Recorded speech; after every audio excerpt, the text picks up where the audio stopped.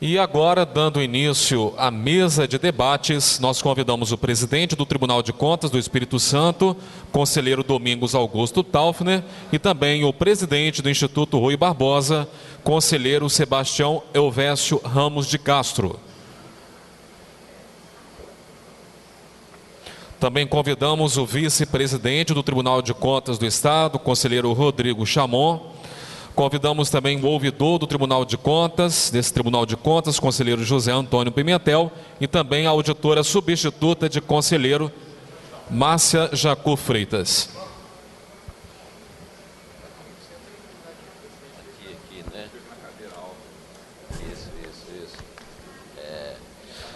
Devido ao adiantar da hora e por termos apenas uma pergunta por escrito, quem desejar fazer sua pergunta, que foi a sugestão que me foi passada, é que vocês enviem essa pergunta por e-mail, para o e-mail da Escola de Contas, escola@tce.es.gov.br. Para as considerações iniciais, convidamos o presidente Domingos Augusto Taufner.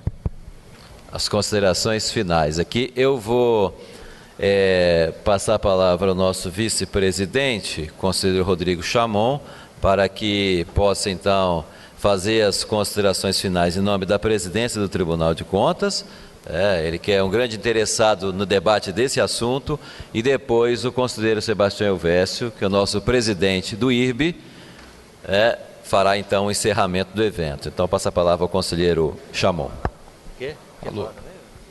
O conselheiro Pimentel também está solicitando... tá certo. Então está declinando da fala.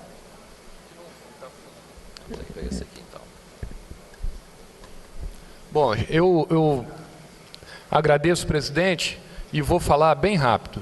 2 pontos. O primeiro é uma constatação que não tem a ver com o assunto previdência, conselheiro Sebastião Elvésio, mas tem a ver com a atuação futura e contemporânea dos tribunais de contas. Nós tivemos a oportunidade de ouvir a fala do presidente do Instituto Rui Barbosa, e num convite que ele fez tem um dado muito revelador, que é o Congresso Internacional de Controle de Políticas Públicas, que será realizado entre 6 e 8 de outubro em Minas, em Belo Horizonte. Esse termo, controle de políticas públicas, nos últimos 10 dias, é a segunda vez que eu escuto. Marcelo Gomes, auditor do TCU, que nos brindou com uma palestra no nosso planejamento estratégico feito pela Fundação Dom Cabral, trouxe também esse termo. Ou seja, mais cedo ou mais tarde, o controle fará uma travessia do controle da forma para o controle do resultado. Essa será uma exigência da população em relação aos seus órgãos de controle. Mais cedo ou mais tarde, uns tribunais já estão fazendo. Cito o TCU, com mais certeza, para não errar em outros exemplos, que tem 25 secretarias especializadas. Dentre elas, a Secretaria de Avaliação de Macrogestão, que é uma secretaria assim, que abarca assuntos de interesse nacional. Acho que essa é uma tendência. Então, eu gostaria de fazer esse registro e dizer da minha felicidade de ver o Instituto Rui Barbosa capitaneando esse novo conceito de atuação dos tribunais de contas país afora. Então, parabéns pelo trabalho de Vossa Excelência, que certamente já também nos informou do trabalho que o Tribunal de Contas de Minas Gerais já está fazendo nesse campo. Segundo ponto, sobre Previdência, primeiro eu gostaria de parabenizar muito todos os palestrantes, o presidente, o Alex, mas especialmente a Simone, fazer uma homenagem às mulheres, mas em função dos números que a Simone trouxe. Previdência é um desafio global. Não é um desafio do Estado, não é um desafio do IPA-JM, não é o desafio do TCE. é do Espírito Santo. É um desafio global. Aí nós temos diversos exemplos, bons e ruins para dar, mas nessa hora, para chocar, é bom dar exemplo ruim. Então tem um exemplo ruim da Grécia. Então, assim, a Grécia não cuidou da sua provisão matemática, foi muito otimista nas receitas e foi comedida nas despesas projetadas, deu no que deu. Temos exemplos recentes no país. O governo do Rio Grande do Sul está atrasando o salário. Diante desses dois exemplos e do desafio que é global, em que lugar deve se encaixar o controle externo? E a Simone, ela deu também os caminhos. Os tribunais de contas precisam ir para os institutos, não só verificar a regularidade das licitações, aquilo que já é tradicional, que nós devemos continuar fazendo, mas precisa ir muito além. Aí eu vou no nosso caso concreto, Simone. No nosso caso concreto aconteceu o seguinte: em 2013, eu tive a honra de ser o relator das contas de governo. E tive a honra de ter a Simone e diversos outros auditores na equipe de avaliação das contas de governo. O que nós detectamos? Nós detectamos que em 2013 o Estado já havia aportado 1 bilhão e 250 milhões de reais para fazer frente aos gastos do fundo financeiro. Em 2013, realizado 1 bilhão e 250 milhões de reais. E o mesmo Estado fazia uma previsão para gastar em 2014 850 milhões. Olha que furo! 850 milhões na projeção atuarial dos próximos 75 anos.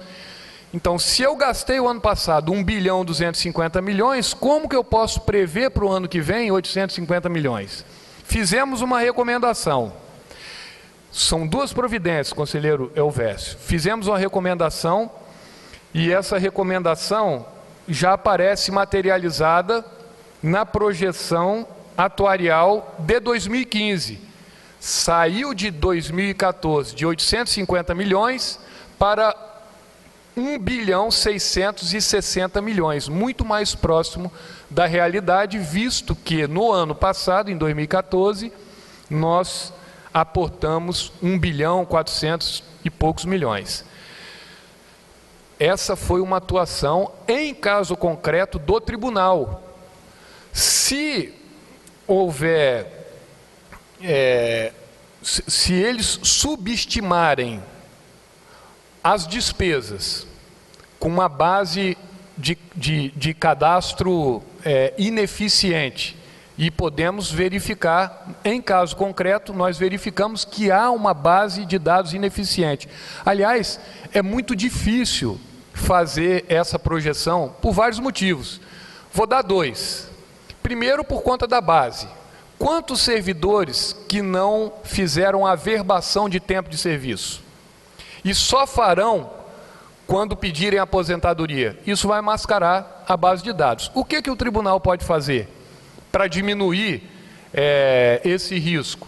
Incentivar ou cobrar que as instituições possam atualizar essa base de dados. 2, olha como é difícil fazer a projeção. A cada aumento dado ou aprovado no parlamento, e quando passa na Comissão de Finanças do parlamento, aí eu acho que é do Brasil inteiro, é avaliado um dado. O gestor fala para o parlamento, que é um ato declaratório, nós estamos propondo um aumento de 10% para a categoria A e nós temos recursos financeiros e orçamentários para bancar esses 10%.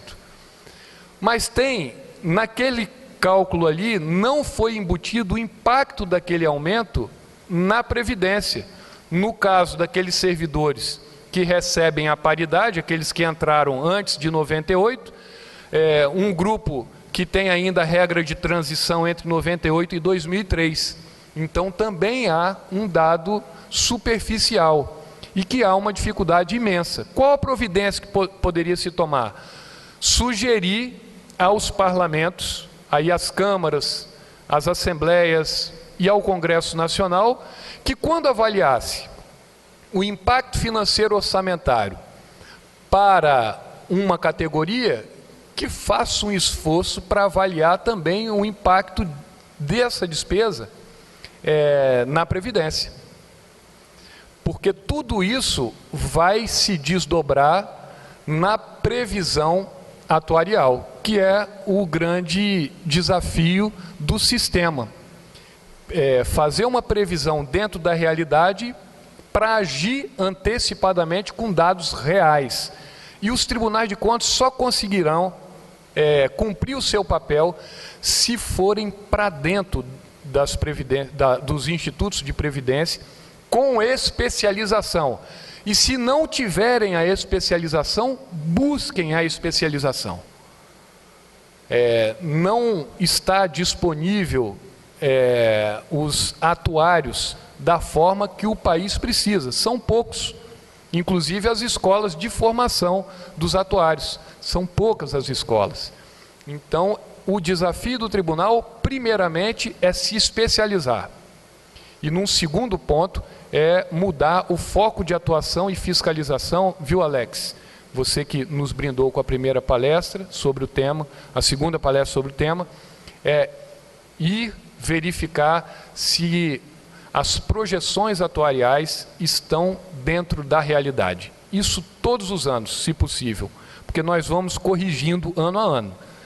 Então, eu dei um exemplo de caso concreto do Instituto de Previdência, certamente mais preparado do Estado, que é o maior e é o do Estado, que tinha um furo na projeção.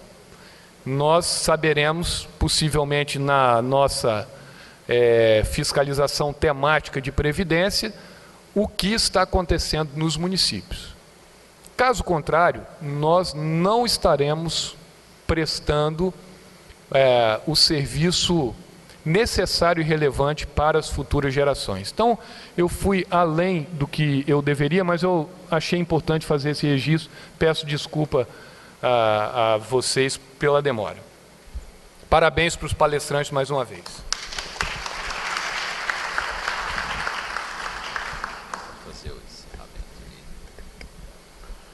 Bem, fazendo as minhas considerações finais, eu quero, em primeiro lugar, dizer da alegria dessa tarde que vivenciamos aqui no Tribunal de Contas do Espírito Santo. Em primeiro lugar, pela objetividade com que todos os palestrantes abordaram o tema, começando pelo nosso querido presidente, Domingos Stauffer, depois o Alexander e terminando com a Simone.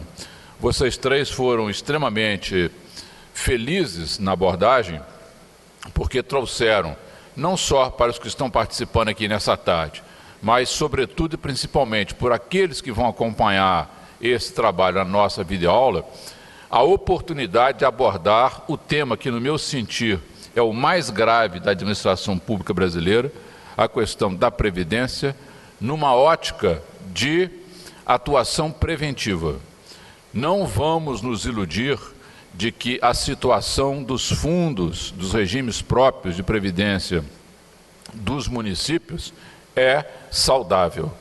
Nós sabemos que quando fazemos um modelo comparativo no âmbito da federação, essa situação aparentemente é mais confortável. Mas se nós colocarmos uma lupa para verificar, não na data de hoje, mas especialmente numa data de 2028 a 2035, o recebimento dessas aposentadorias, nós temos muito motivo de preocupação. 3 lições nós podemos tirar fundamentalmente das falas do Domingos, do Alexander e da Simone. Primeiro, que o tema Previdência tem que ser tratado nos tribunais de contas numa visão nacional. Nós temos de ter uma visão sistêmica para a abordagem da questão da Previdência. E é por isso que o Instituto Rui Barbosa decidiu, junto com a Tricom e com o TCU, que essa seria a nossa auditoria coordenada para o biênio 2015-2016. Então, dentro daquilo que o Rodrigo Chamon comentou, dessa necessidade da especialização, do conhecimento em previdência, o presidente Domingos Toffner já assinou, né, essa participação do TCE do Espírito Santo na auditoria coordenada de previdência.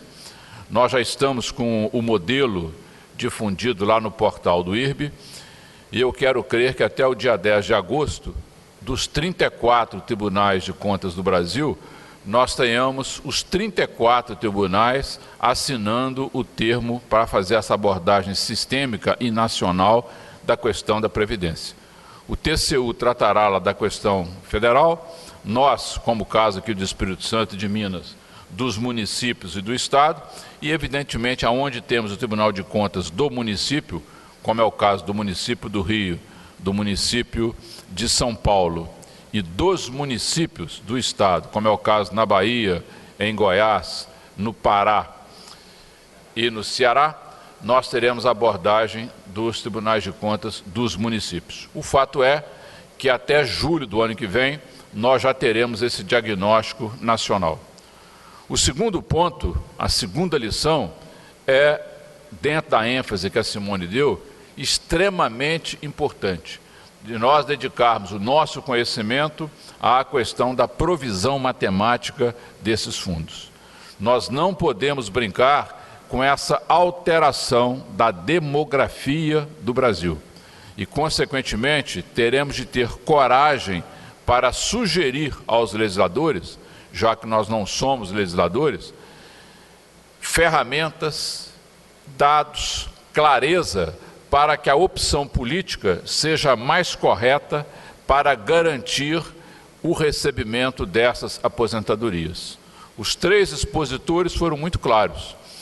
A partir dessa segregação, o fundo, o regime próprio, que não tiver saúde para fazer o pagamento das suas aposentadorias, simplesmente deixará de fazê-lo. Imaginem o drama para daqui a 2028, 2030, quando alguém esperar receber a sua aposentadoria, chegar lá e encontrar zero de financeiro para fazer o exercício do seu direito. Então e a fala final da Simone foi nesse sentido, um momento de cidadania para os tribunais, porque nós vamos interferir diretamente na vida das pessoas. E terceiro, é um chamamento muito claro, é um chamamento decisivo para entender que os tribunais de contas do terceiro milênio, os tribunais de contas no século XXI, não são mais órgãos carimbadores de conformidade. Nós somos órgãos comprometidos com o resultado e a qualidade do gasto público. Nós temos de fazer um esforço muito grande para que nós possamos estar preparados para dar essa resposta à sociedade brasileira. O nosso custo, o custo do sistema de tribunais de contas, ele é extremamente importante para ser generoso com a sociedade brasileira, para lhe dar ali as ferramentas para mostrar com muita clareza o resultado de uma determinada política pública. Quem não tiver esta visão, e digo isso como conselheiro, o conselheiro que ficar afastado do tempo, na mesmice de olhar para a sua atuação e não projetar o futuro, ou mesmo os nossos servidores, eles certamente vão ficar distanciados dessa realidade que é o nosso destino, a preocupação com o gasto, com a qualidade do recurso público. Em homenagem aos três que aqui falaram, o nosso querido presidente Domingos, o Alexander e a Simone, eu vou terminar essa minha intervenção com uma reflexão que certamente pode motivar a todos nós sobre essa questão de entender os indicadores, entender os números. Nós somos muito influenciados na nossa formação para imaginar que o movimento iluminista foi um movimento que nasceu no século XVIII na França, não é? movimento que trouxe essa luz, esses valores de cidadania, baseado naquele tríduo de liberdade, fraternidade e igualdade. Mas não houve apenas o iluminismo francês. A gente sempre costuma dizer que, na verdade, o que aconteceu foram os iluminismos. E se eu caminhar um pouquinho mais para o norte da Europa, sair do continente e for para a ilha, o iluminismo britânico nos dá um grande pensador, Lord Kelvin, que era da Escócia, da Universidade de Glasgow, e que ele fala uma frase que sintetiza tudo que nós discutimos aqui nesta tarde.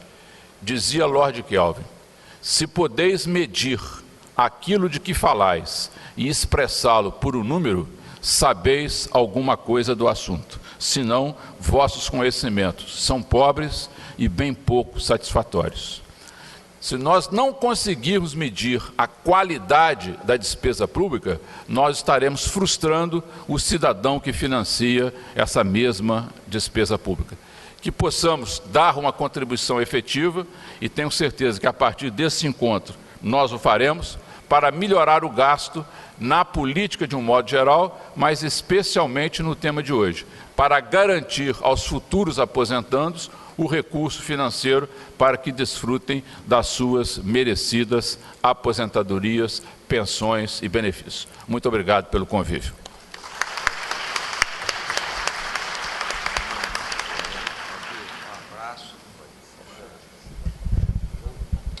Agradecemos a presença de todos nesta jornada científica do Instituto Rui Barbosa, edição Espírito Santo. Lembrando àqueles que tiveram alguma dúvida sobre as palestras que aqui foram expostas, favor enviar e-mail para escola@tce.s.gov.br. Tenham todos uma ótima noite.